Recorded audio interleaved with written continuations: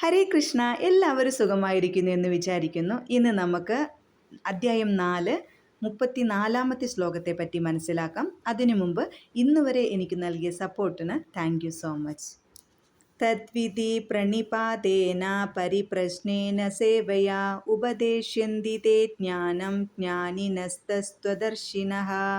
ഒരു ആധ്യാത്മിക ഗുരുവിനെ സമീപിച്ച് സത്യത്തെക്കുറിച്ചറിയാൻ ശ്രമിക്കണം. അദ്ദേഹത്തെ സേവിക്കുക, അദ്ദേഹത്തിൽ നിന്ന് വിനയപൂർവ്വം ചോദിച്ചറിയുക. ആത്മസാക്ഷാത്കാരം ലഭിച്ച ഒരാൾ സത്യം കണ്ടറിഞ്ഞിരിക്കുകയാൽ അദ്ദേഹത്തിന് ജ്ഞാനോപദേശം ചെയ്യാൻ കഴിവുണ്ട്. ആത്മസാക്ഷാത്കാരത്തിൻ്റെ മാർഗം പ്രയാസമുള്ളതാണ്, സംശയമില്ല. അതുകൊണ്ട് ഭഗവാൻ തന്നിൽ നിന്നാരംഭിച്ച ശിക്ഷ പരമ്പരയിൽപ്പെട്ട വിശ്വാസ്യനായ ഒരാധ്യാത്മിക ഗുരുവിനെ സമീപിക്കാൻ ഉദ്ദേശിക്കുന്നു. ഈ ശിക്ഷ പരമ്പര എന്നുള്ള തത്വത്തെ അനുവർത്തിക്കാത്ത ആർക്കും വിശ്വാസ്യനായ ഒരു ഗുരുവാകാൻ സാധ്യമല്ല. ഭഗവാനാണ് ആദ്യമ ഗുരു. ഗുരുശിക്ഷ പരമ്പരയിൽപ്പെടുന്ന ഒരു വ്യക്തിക്ക് ഭഗവാന്റെ ഉപദേശം അതേപടി സ്വശിഷ്യന് പകർന്നു കൊടുക്കാൻ കഴിയും. മൂഢന്മാരായ നാട്യക്കാർ സൃഷ്ടിക്കുന്ന കപട പദ്ധതികളിലൂടെ ആത്മസാക്ഷാത്കാരം നേടാൻ ആർക്കും സാധ്യമല്ല. ധർമ്മം തു സാക്ഷാത് ഭഗവത് പ്രണീതം. ഭഗവാൻ നേരിട്ട് നിർദ്ദേശിച്ചിട്ടുള്ളതു തന്നെയാണ് ധർമ്മത്തിൻ്റെ മാർഗം.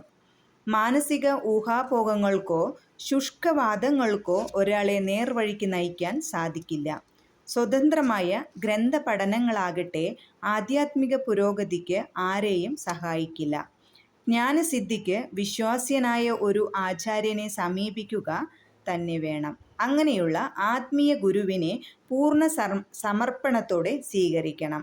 ഭൃത്യനെ പോലെ ദുരഭിമാനം ത്യജിച്ച് സേവിക്കുകയും വേണം.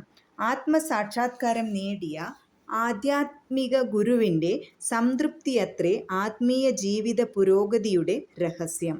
വിനയവും സത്യാന്വേഷണവുമാണ് ആത്മീയ ജ്ഞാനത്തിന് അനുയോജ്യമായ 2 ഘടകങ്ങൾ.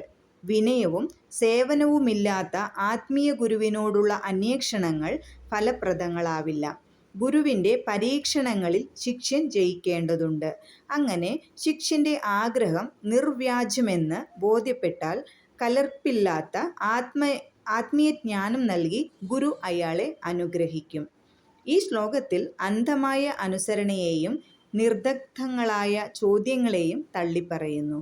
ആധ്യാത്മിക ഗുരുവിൽ നിന്ന് കേൾക്കുന്നതുകൊണ്ട് മാത്രമായില്ല, അന്വേഷണങ്ങളിലൂടെയും വിനയാന്വിതമായ സേവനത്തിലൂടെയും കാര്യങ്ങൾ വ്യക്തമായി മനസ്സിലാക്കേണ്ടിയിരിക്കുന്നു. വിശ്വാസ്യനായ ഒരു ആധ്യാത്മിക ഗുരു സ്വാഭാവികമായും ശിഷ്യനോട് കാരുണ്യമുള്ളവനാണ്.